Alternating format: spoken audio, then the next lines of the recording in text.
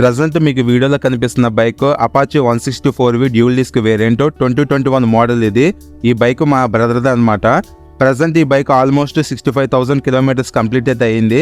అయితే నేను 56,000 కిలోమీటర్స్లో ఉన్నప్పుడు ఓనర్షిప్ రివ్యూ వీడియో చేసి ఆ వీడియోని మన యూట్యూబ్ ఛానల్ అప్లోడ్ అయితే చేశాను.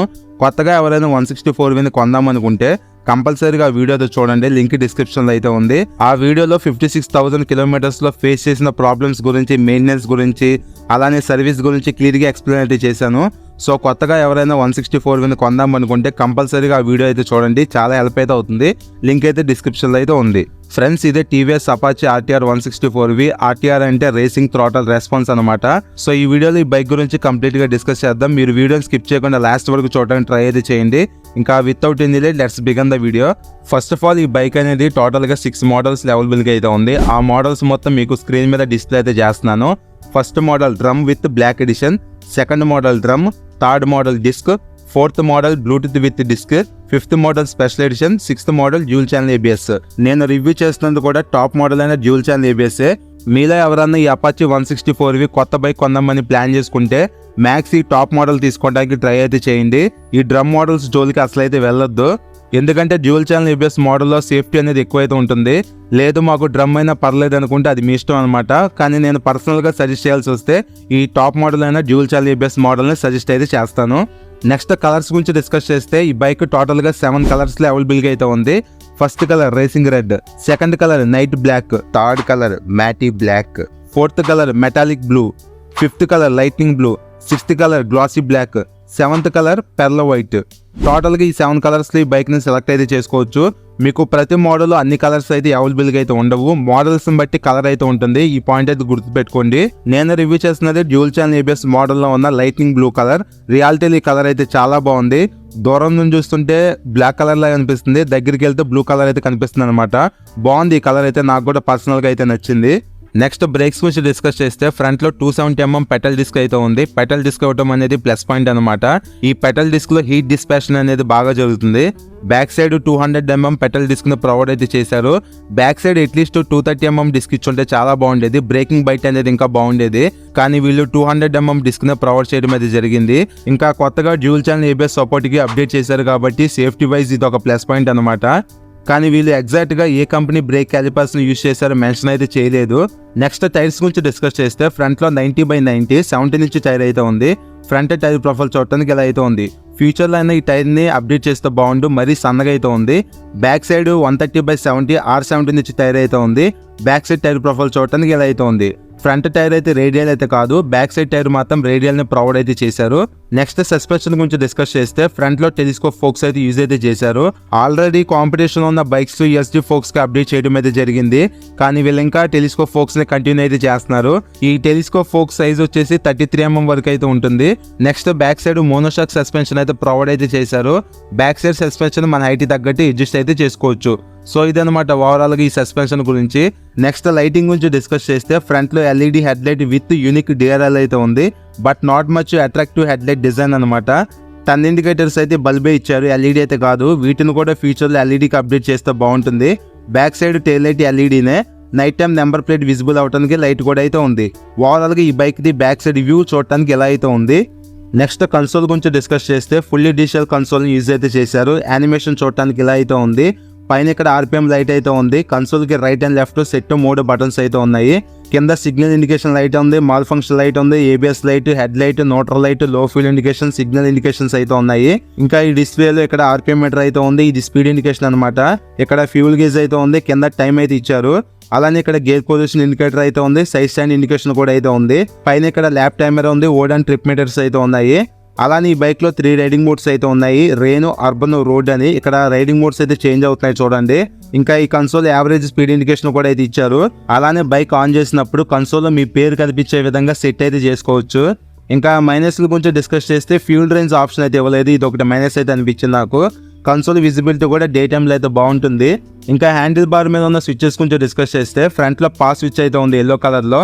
పైన ఐబీమ్ లోబిన్ స్విచ్ ఉంది, ఇక్కడ ఐ బటన్ అయితే ఉంది కన్సోల్ ఫీచర్స్ ను ఆపరేట్ అయితే చేసుకోవడానికి.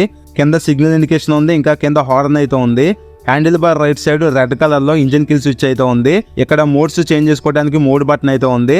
అలానే head light on and of చేసుకోవడానికి కూడా స్విచ్ అయితే ఇచ్చారు. ఇంకా కింద సెల్ఫ్ స్టార్ట్ బటన్ అయితే ఉంది. పర్లేదు, స్విచెస్ క్వాలిటీ అయితే డీసెంట్ గా అయితే ఉన్నాయి. ఇంకా ఈ బైక్ లో single piece metal wide handle bar అయితే యూజ్ అయితే చేశారు. హ్యాండిల్ కంఫర్ట్ అయితే బాగానే ఉంది.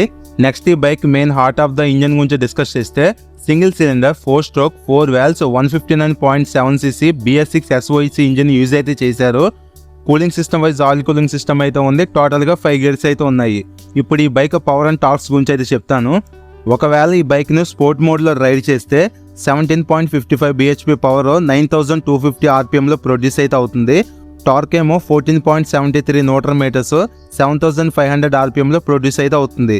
ఒకవేళ ఈ బైక్ను అర్బన్ మోడ్లో కానీ రెయిన్ మోడ్లో కానీ రైడ్ చేస్తే 15.64 bhp పవర్ 8600 RPMలో ప్రొడ్యూస్ అయితే అవుతుంది. టార్క్ ఏమో 14.14 న్యూటన్ మీటర్స్ 7000 RPMలో ప్రొడ్యూస్ అయితే అవుతుంది. ఒక్క స్పోర్ట్ మోడ్లోని ఈ బైక్ ఫుల్ పొటెన్షియల్ అనేది ఓపెన్ అయితే అవుతుంది.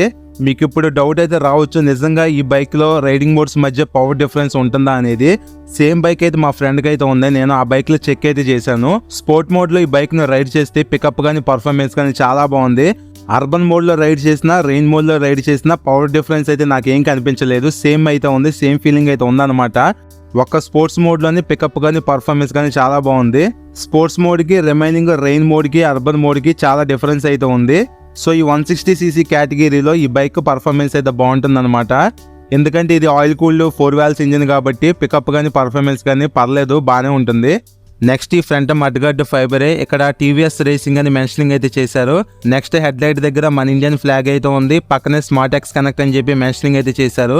బ్యాక్ సైడ్ సీటీ ప్యానల్స్ మీద RTR 164 అని చెప్పి అయితే ఉంది. కింద సైడ్ ప్యానల్స్ మీద కూడా అపాచీ అని మెన్షనింగ్ అయితే చేశారు. ట్యాంక్ పైన 3D హార్స్ లోగోస్ అయితే ఉన్నాయి. కింద గ్రాఫిక్స్ అయితే ఉంది. ట్యాంక్ పైన కూడా గ్రాఫిక్స్ అయితే ఉంది. పర్లేదు, ఈ బైక్ లో గ్రాఫిక్స్ ను డీసెంట్ గా డిజైన్ అయితే చేశారు.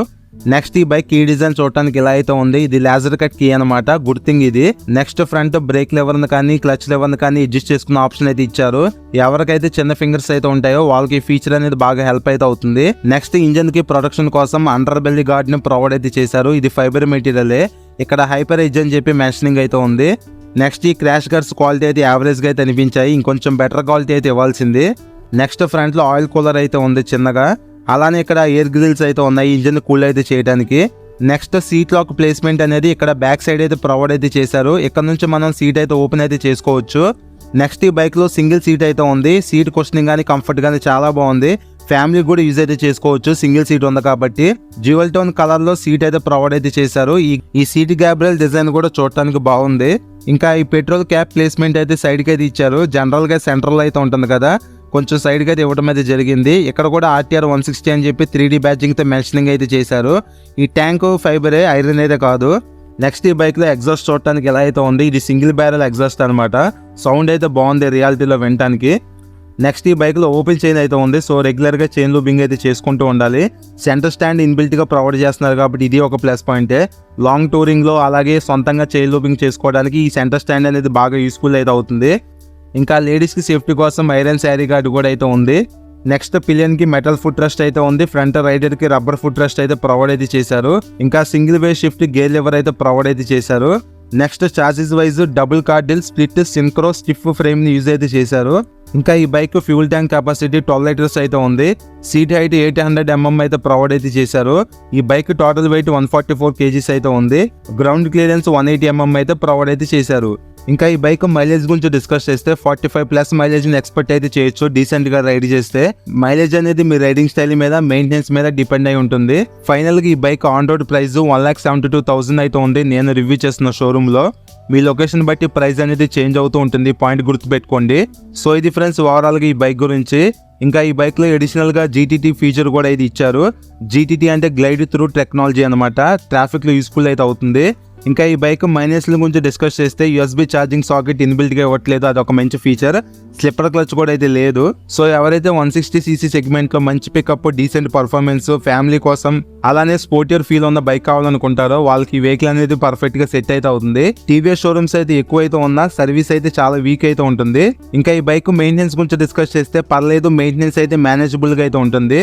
సో ఇంకా క్లియర్ ఐడియా కోసం ఈ ఓనర్షిప్ రివ్యూ వీడియో అయితే చూడండి, లింక్ అయితే డిస్క్రిప్షన్లో అయితే ఉంది. సో ఇది ఫ్రెండ్స్ ఓవరాల్గా ఈ బైక్ గురించి నేను ప్రతి పాయింట్ మిస్ అవ్వకుండా క్లియర్గా ఎక్స్ప్లెయిన్ చేసి అనుకుంటున్నాను. నేను ఏదైనా పాయింట్ మిస్ చేసి ఉంటే మీరు కామెంట్ అయితే చేయండి, మీ కామెంట్కి రిప్లై అయితే ఇస్తాను. ఈ వీడియో నచ్చి లైక్ చేయండి, మన ఛానల్ ఫస్ట్ టైం చూస్తే సబ్స్క్రైబ్ చేసుకొని సపోర్ట్ అయితే చేయండి. Thank you.